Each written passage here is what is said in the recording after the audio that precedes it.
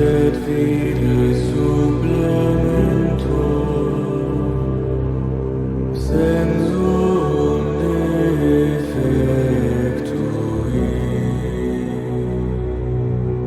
genitori,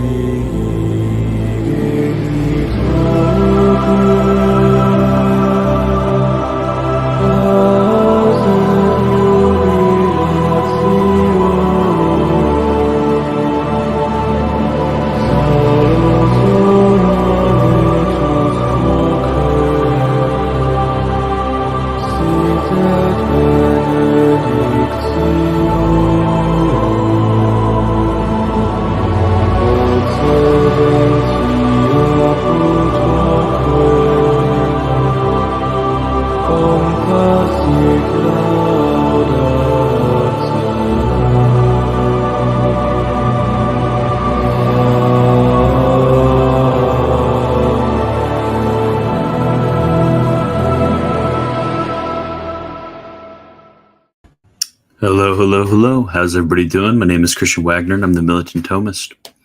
So today we're going to be continuing that series on Eucharistology. But before we begin, remember patreon.com/Militant Thomist. If you'd love to become a patron, remember to subscribe, comment, like, you know everything to do. I don't need to explain these things to you. You guys have been around long enough. At least I hope so. But if not, I'm sure there's probably plenty of links in the description by now.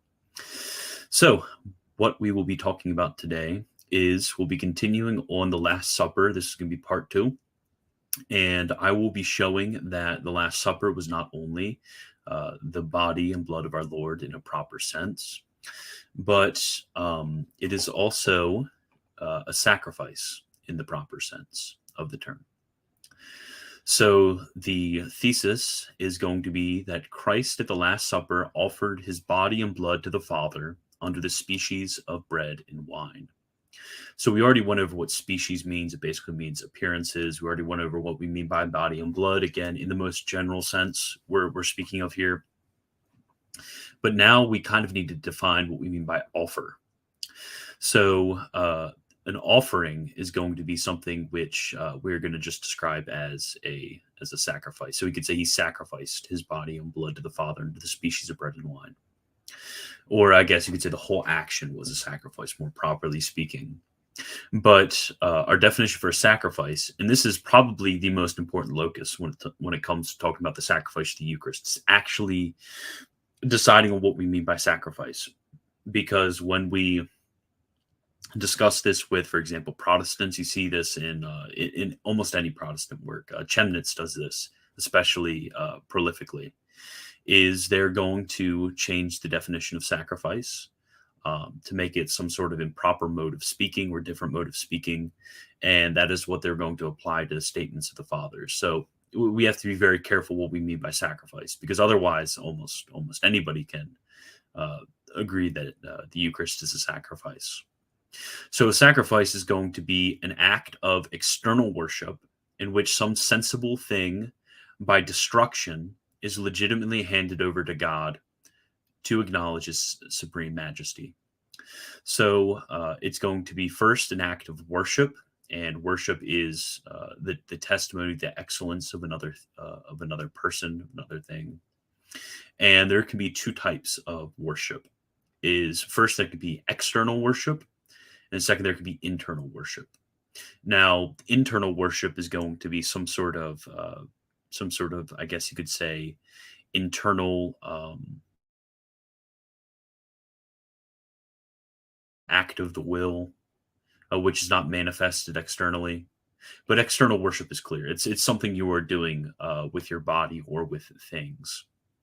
So there's 2 ways in which something can be an external act of worship.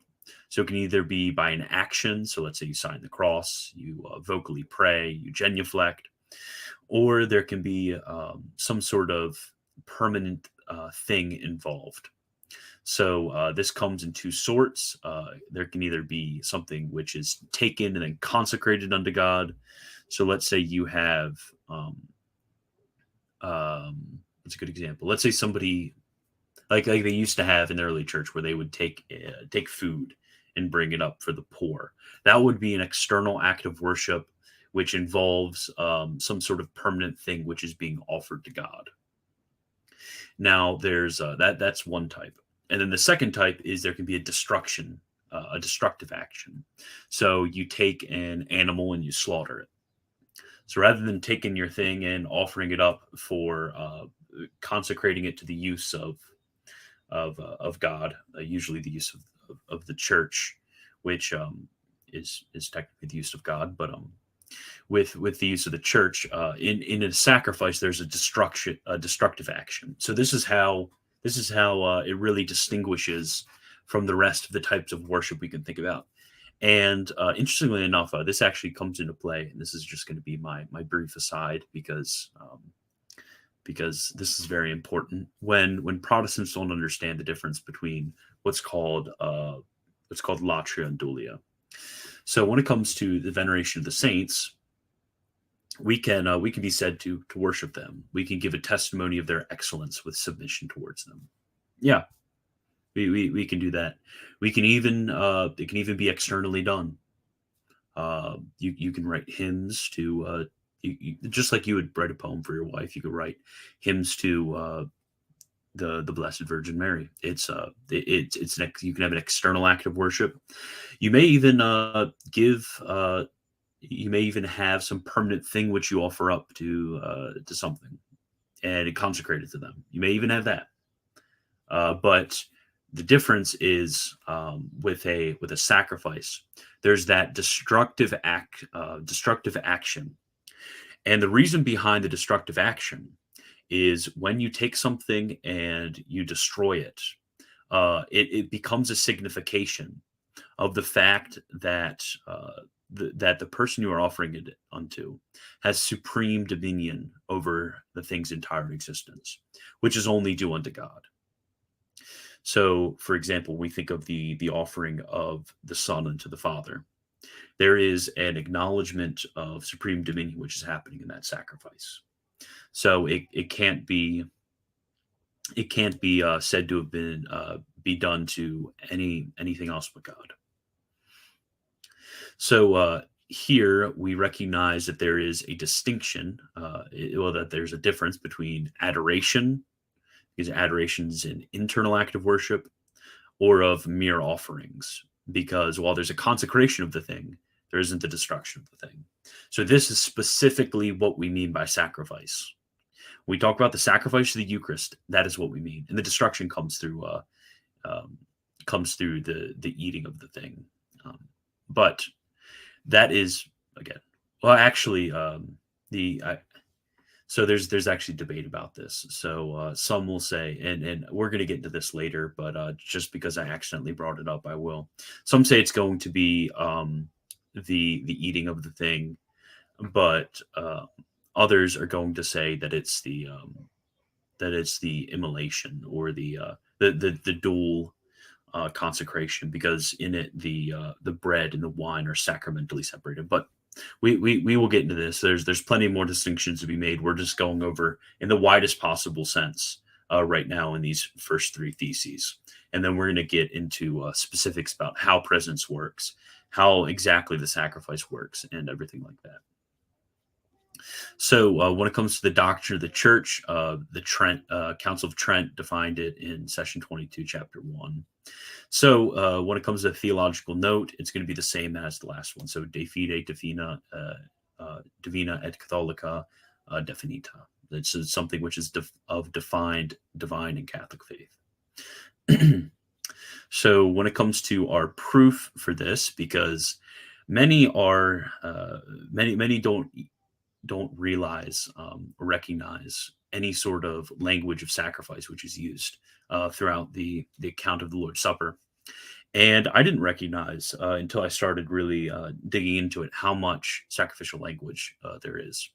So first, the one of my own discovery from Darwell Stone, he mentions this, is that in the language of do this, so you have do this in remembrance of me, because that's actually the section which most people point to as being as the Eucharist as a mere memorial. But actually, if you look throughout the Old Testament, when you see the language of do this, actually in the Pentateuch especially, you're going to see that do this usually connotates offer this, that it's something in which you're offering or sacrificing. So the language of doing this signifies some sort of ritual action of offering rather than merely a general action.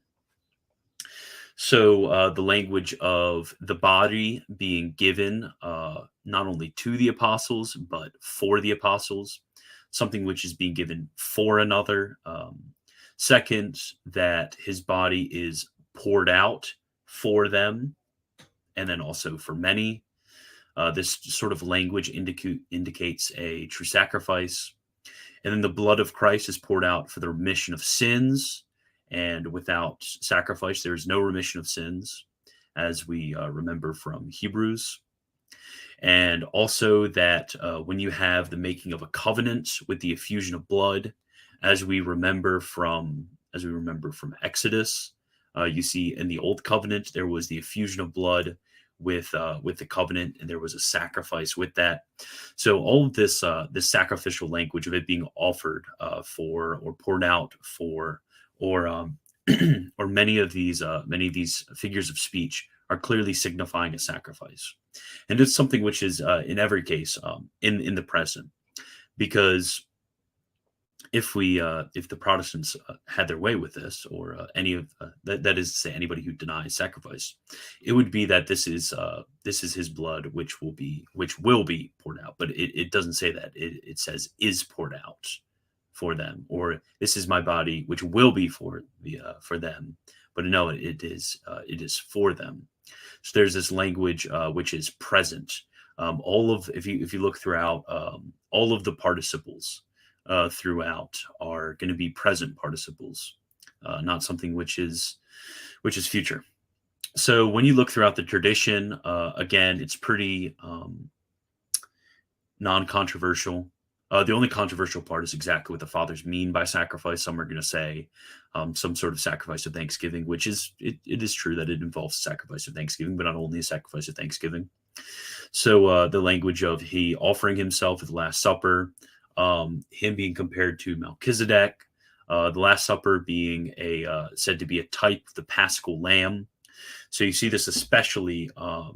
This is especially clear because the Last Supper occurs right after the meal of Passover, where you have the sacrifice of the lamb. So you had that meal of Passover, and then right after that you had the Last Supper. So you had a sacrificial meal, and then right after that a sacrificial meal. And the fathers take this and run with it and say, hey, you have the last of the sacrificial meals of the Old Covenant, and then right after you have instituted by our Lord the first sacrificial meal of the New Covenant. So now on to objections, and there's two major ones. The first one is going to be St. Paul says that Christ offered himself once in Hebrews, but that one offering took place on the cross. Therefore, at the supper, he did not offer himself.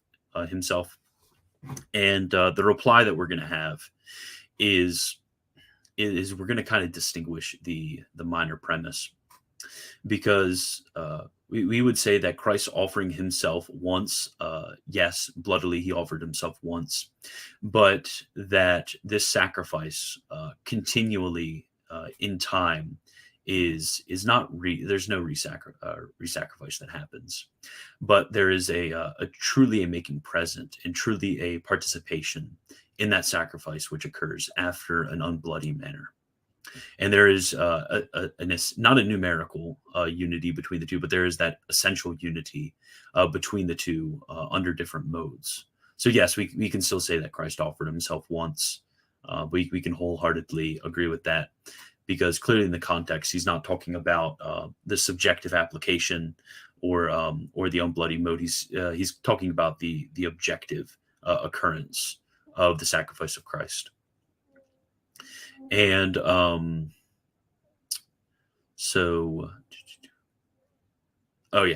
second one is going to be that St. Paul says that Christ by a single offering perfected those who are sanctified.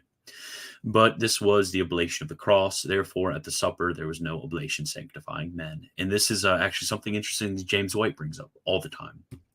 So again, we would distinguish between the offering, which is objective, and then the subjective application of that offering. For example, we wouldn't say that because the offering of Christ on the cross sanctified, perfected those who are sanctified, that we wouldn't need to preach the gospel or have baptism or have any of the sacraments or do anything. There's a difference between the objective and the subjective aspects of a certain thing wrought, and then a certain thing which is eventually applied. So that is all I have for you. Next time we will talk about how the Last Supper was not only the real presence of Christ, not only the sacrifice, but also was the ordination of the apostles in order to continually offer this sacrifice. Thank you, and God bless. Glory be to God.